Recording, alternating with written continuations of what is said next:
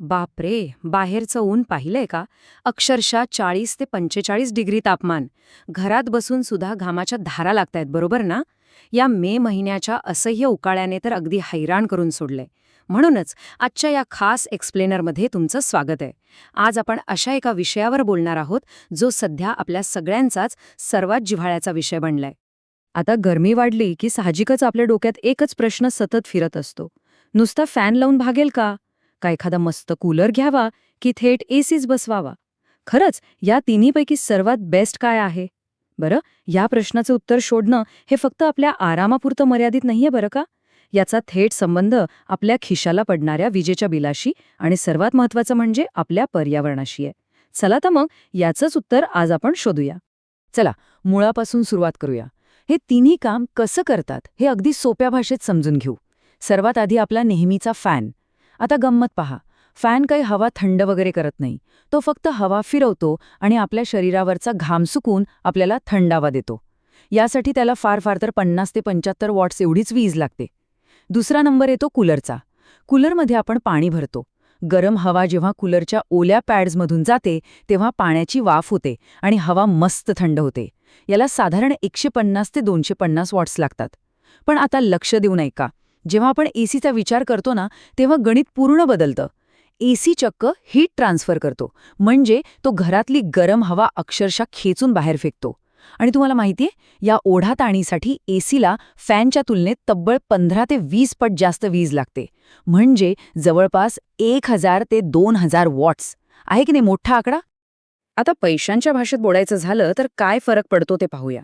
समजा विजेचा दर 8 रुपये प्रति युनिट धरला तर रोजचा खर्च किती येईल? फॅन चालवला तर दिवसाला फक्त 5 रुपये खर्च येतो. कूलरचा खर्च साधारण 13 रुपयांच्या घरात जातो. पण जर तुम्ही एसी वापरत असाल तर हा खर्च थेट 96 रुपये रोज एवढा होतो. हा फरक खरोखरच खूप मोठा आहे. पण बघा, मला इथे कोणालाही चुकीचं ठरवायचं नाहीये. जेव्हा उष्णतेची लाट येते आणि तापमान अक्षरशः असह्य होतं तेव्हा एसी ही चैन राहत नाही, ती जगण्याची गरज बनून जाते, हे आपण अगदी नक्कीच समजू शकतो. पण तुम्हाला एक लपलेलं सत्य सांगू का? हा जो आराम आपण घेतोय ना, त्याची एक खूप मोठी किंमत आपण मोजतोय. एसीमुळे आपलं घर तर थंड होतं, पण बाहेरच्या जगाचं काय? हजारो लाखो एसी एकाच वेळी घरातली गरम हवा बाहेर फेकत असतात. आणि याचा परिणाम असा होतो की आपल्या शहराचं तापमान अक्षरशः 1 ते 2 डिग्रीने वाढतं. हो, हे खरंय. आणि वरून एसी चालवण्यासाठी जेवढी प्रचंड वीज लागते ती बनवण्यासाठी भयंकर प्रमाणात कोळसा जाळला जातो. यातून होणारं प्रदूषण आणि हवामान बदलाचा म्हणजेच क्लायमेट चेंजचा धोका किती भयंकर असेल याची आपण नुसती कल्पनाच केलेली बरी. मग खरा प्रॉब्लेम काय आहे? तर आपण एका अतिशय भयानक दुष्टचक्रात अडकलोय. होतं काय माहितीये? आधीच बाहेर खूप गरमी असते म्हणून आपण एसी लावतो. एसीमुळे घरातली उष्णता बाहेर फेकली जाते, त्यामुळे बाहेरची गरमी आणखी वाढते. आणि मग ती वाढलेली गरमी सहन न झाल्यामुळे आपण परत आणखी जास्त एसी लावतो.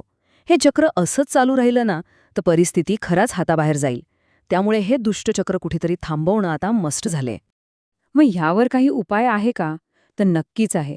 या कॉन्क्रीटच्या जंगलातून आणि उष्णतेच्या जाळ्यातून सुटण्यासाठी निसर्गानेच आपल्याला एक भारी उपाय दिलाय.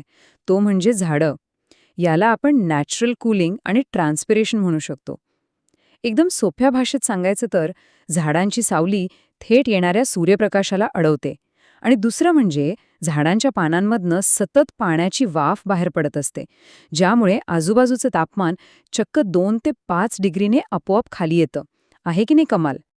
आता तुम्ही म्हणाल, आम्ही कुठे झाडं लावणार? तर हे बघा, हे अगदी सोपं आहे. आपण आपल्या रोजच्या आयुष्यात काही छोट्या छोट्या गोष्टी करू शकतो. जसं की खिडक्यांमध्ये किंवा बाल्कनीत मस्त छोटी छोटी रोपटी लावणं, भिंतींवर वेली सोडणं, किंवा आता व्हर्टिकल गार्डन्स पण खूप ट्रेंडमध्ये आहेत, ते बनवणं.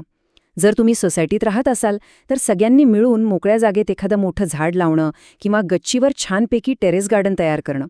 ह्या अशा छोट्या छोट्या गोष्टींमुळे थेट घरात येणारी उष्णता बऱ्याच प्रमाणात कमी होते आणि मग साहजिकच आपली एसीची गरजसुद्धा कमी होईल. आता याचा अर्थ असा मुळीच नाहीये की आपण एसी अजिबातच वापरायचा नाही. आपण थोडं स्मार्टली वागू शकतो, जेणेकरून आपल्याला अपराधी वाटणार नाही आणि थंडावाही मिळेल. यासाठी काही सोप्या ट्रिक्स आहेत बरं का. एसीचं तापमान नेहमी 24 ते 26 डिग्रीच्या आसपास ठेवा. आणि हो, एसी लावला की सोबत फॅन पण नक्की चालू ठेवा, म्हणजे थंड हवा पूर्ण खोलीत छान पसरते. दिवसा कडक उन्हाच्या वेळी खिडक्यांना जाड पडदे लावायला विसरू नका, म्हणजे बाहेरची उष्णता आत येणार नाही. आणि शक्यतो दुपारच्या त्या 2-3 तासांच्या कडक उन्हातच एसी वापरा. खरं सांगायचं तर फॅन, थोडासा एसी आणि भरपूर नैसर्गिक हिरवळ हेच सर्वोत्तम कूलिंगचं सिक्रेट आहे. आता या एक्सप्लेनरच्या अगदी शेवटी मी तुम्हाला एका विचार करायला लावणाऱ्या गोष्टीकडे घेऊन जाणार आहे. फक्त एक प्रश्न स्वतःला विचारून बघा. आपलं घर थंड ठेवण्याच्या प्रयत्नात आपण आपलं शहर तर गरम करत नाहीये ना? होय, विचार करण्यासारखी गोष्ट आहे ना? आपलं स्वतःचा आराम आणि आपल्या पर्यावरणाची जबाबदारी या दोन्हीमध्ये समतोल राखणं, बॅलन्स ठेवणं आता आपल्या सर्वांसाठी खूप गरजेचं झालं आहे. त्यामुळे आज आपण एक छोटासा पण महत्त्वाचा संकल्प करूया का? आजपासून किमान एक तरी झाड किंवा अगदी छोटंसं रोपटं लावणार का तुम्ही? तुमचं उत्तर मला खाली कॉमेंट्समध्ये नक्की सांगा. मी वाट पाहीन. जर आपल्यापैकी प्रत्येकाने थोडी थोडी हिरवळ वाढवली तर कदाचित भविष्यात आपल्याला एसीची गरजच भासणार नाही. या चर्चेत आज माझ्यासोबत सहभागी झाल्याबद्दल खूप खूप धन्यवाद. जर ही माहिती तुम्हाला महत्त्वाची वाटली असेल तर नक्की लाईक करा, तुमच्या मित्रमैत्रिणींसोबत आणि परिवारासोबत शेअर करा. आणि अशाच महत्त्वाच्या विषयांवरच्या एक्सप्लेनरसाठी आपल्या चॅनेलला सबस्क्राईब करायला विसरू नका. सुरक्षित रहा, घर थंड ठेवा आणि हो, पर्यावरणाचीही तेवढीच काळजी घ्या.